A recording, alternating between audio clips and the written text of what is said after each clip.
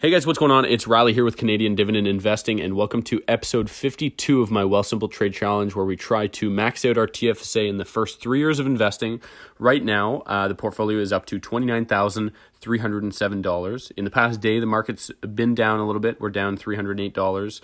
Past week, we are down $119. Past month, up $960. Past 3 months, we are, as it loads, up $786. In the past year, we're down $229, and all time we are up $812 or 2.85% all time. So we have $1,000 to play with today.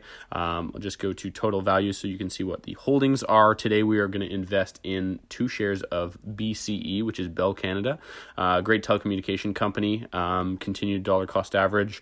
This has a great dividend yield too. I'm not sure exactly what it is, but we'll confirm that right after we buy. So we're going to buy 2 shares of Bell Canada.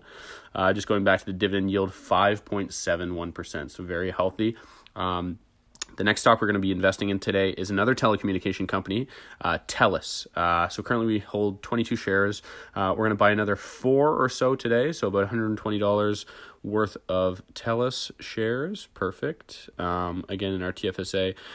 This also holds a healthy dividend yield, not quite as good as Bell, but 4.66%. The last stock we're going to be investing in today is VFV. Again, dollar cost averaging these prime ETFs.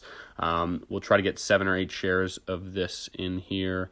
Probably going to cap us at 7. Let's see if we can get away with 8. Maybe.